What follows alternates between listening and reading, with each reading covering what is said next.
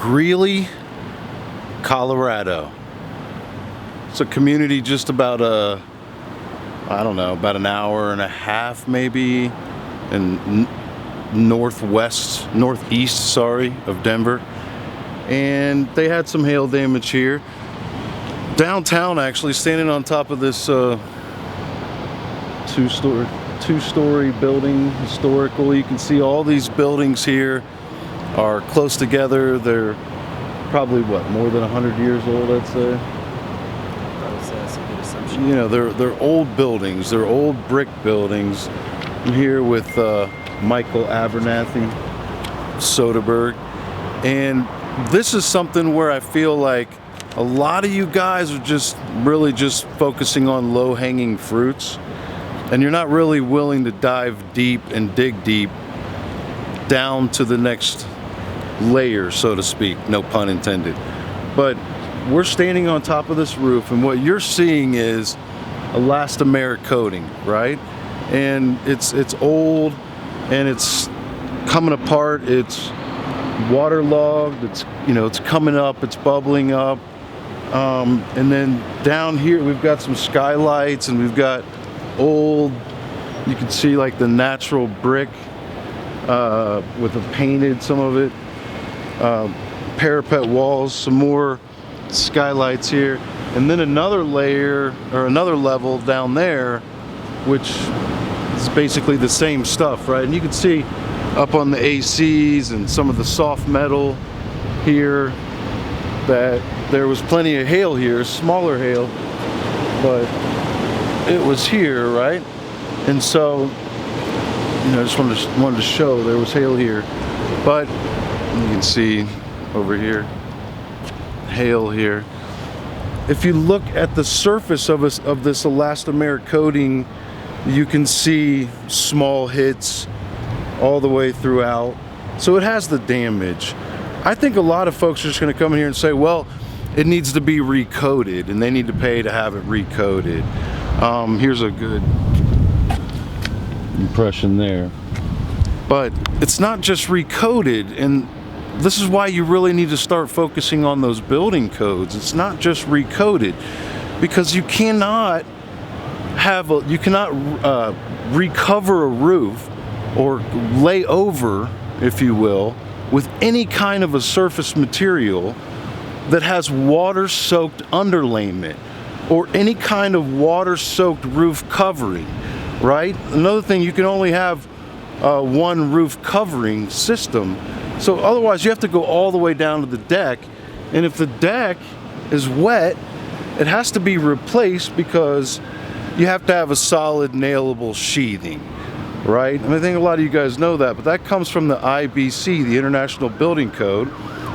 I'm referencing that one because we're on a commercial property here. If it was residential, that would come from the International Residential Code. They both say the same thing, but you need to be referencing the correct one so that you can have credibility, right?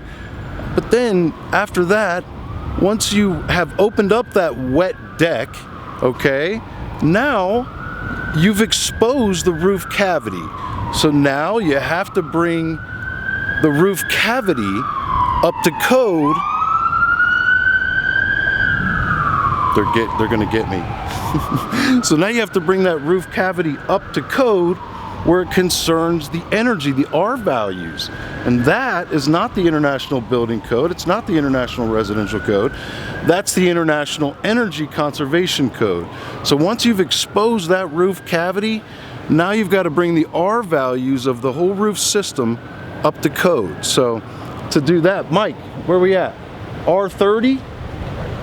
R30, it being a commercial building in this climate zone, has to have an R30. So if it was a residential, it would have to have R38? R38. So write that down. But to bring it up to code, you know, R30, now we're gonna have to put some ISO board in there. And like Alan Kenny would say, or spray foam, which is true. You could use that too, but you're gonna have to add ISO to bring it up to that code before you could even go back with the layers on top. Now, a whole nother section though, is what's underneath here. So you can see we're gonna do some more core tests today, but what is underneath of this roof system?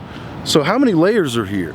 Well, so first off, State Farm, the independent CAT adjuster came out, and rather than to pay for all that ISO stuff, what he did do was he said remove and replace the elastomeric coating, and he did say remove and replace built-up 3-ply roofing system. So that is what we call coverage, baby. So instead of shutting it down, or instead of saying there's no hail or whatever, he added coverage. Now, he didn't go near far enough to cover all the costs of this roof. And we found out the reason why, or Mike here did, was because the guy'd tell him, because he had what? Anything over 30,000, he has to submit in for approval. Boom. So I think a lot of times you guys are getting angry at adjusters, but there might be something else there that you're not seeing. That adjuster is an independent State Farm adjuster, only has a $30,000 limit. After that, he's got to hand it off to somebody else. Otherwise, he could write a check today and leave the paperwork before he goes, right?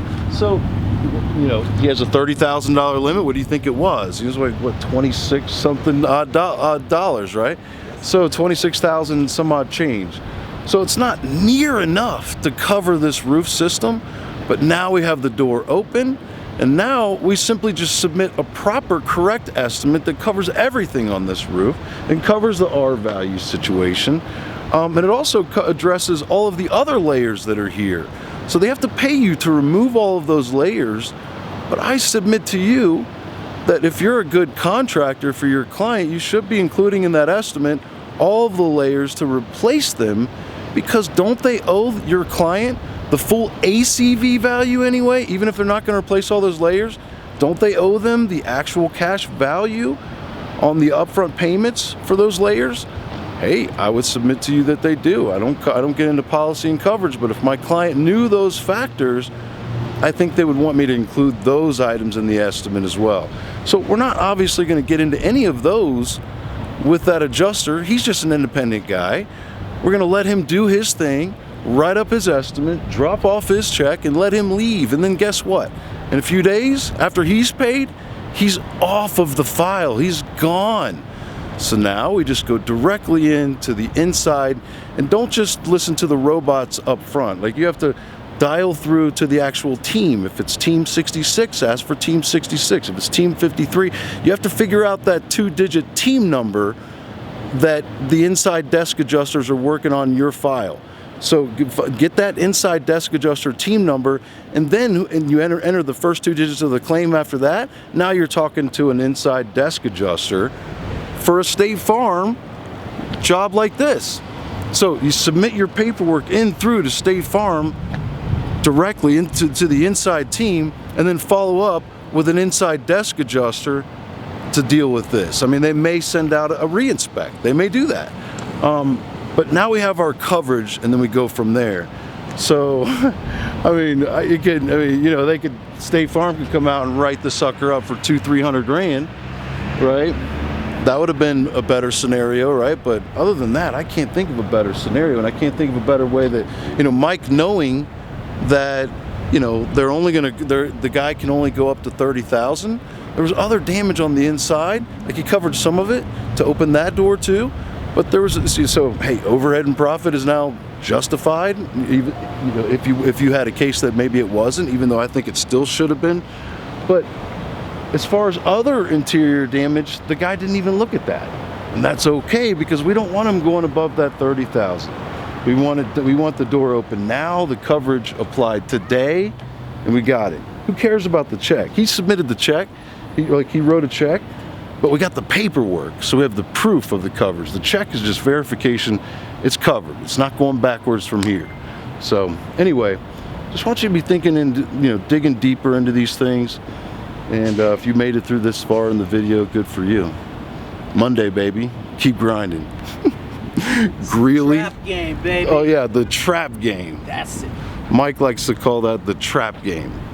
But me, I don't care. I'd tell that adjuster, hey, look, after you leave, we're going to supplement the crap out of this thing. And but we're going to wait till you're off the file. He wouldn't care one bit.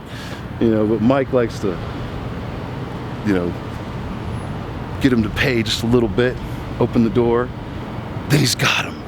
He's a fisherman, can't you tell? It's a trap game. He's a trap fisherman. Keep grinding. Keep grinding. Greeley, Colorado.